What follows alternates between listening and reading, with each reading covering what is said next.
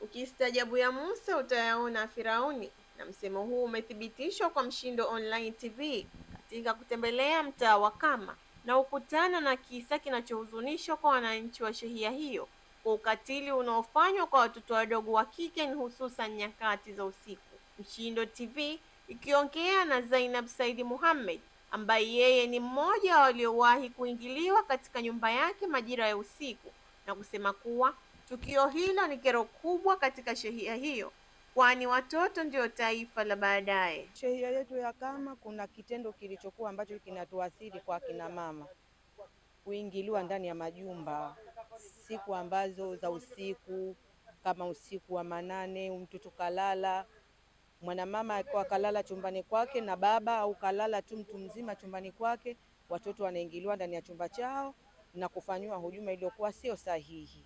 Ila mpaka sasa hivi sijapata uthibitisho wa kuwa mtoto kabakwa moja kwa moja, ila mfumo wa kuingiliwa ndani ya majumba, hata mimi watoto wangu wameshaingiliwa ndani ya majumba haya. Shehia nzima kusema kiufupi, hasa tuna uchungu wa maumivu kwa kupitia watoto wetu, kwa sababu ndio ni wasichana wa kike, na mara nyingi anayeingia ndani ya nyumba ni mvulana, na mvulana huyo akiingia huwezi kumjua na humjui anaingilia kwa wapi wala anatokea kwa wapi.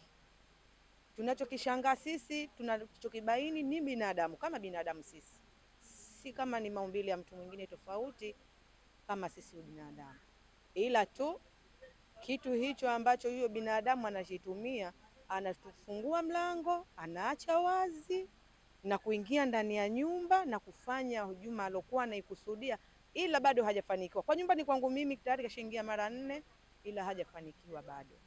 Mtoto Hasanati pamoja na Abubakar wamekemea swala hilo na kuiomba serikali kuwasaidia, kwani watoto ndio kioo cha jamii.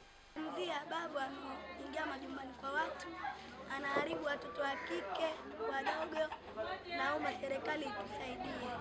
Anaibaka watoto wa watu, kwani ni hatari sana jambo hili, serikali itusaidie. Kwa upande wake Rahma Muhammad Maalim ametoa ufafanuzi wa kina kuhusiana na mtu huyo na kusema kuwa huingia majumbani akiwa na mafuta mwili mzima pamoja na kibukta kwa lengo la kuwatendea ubaya watoto wadogo, hususan wa kike. Anaingia majumbani usiku kwa lengo la kutaka kubaka watoto au watoto yani niseme kuanzia miaka 15 kujia chini. Anakuwa anaingia na kibukta. Yani mimi mwenyewe binafsi nyumbani kwetu ameshaingia mara hizi tatu. Na siku aliingia usiku, mimi hapa nikashtuka. Kuna mdogo wangu akanambia kwamba nasikia kuna kama miguu inatembea, kuamka nikakuta milango yote ipo wazi.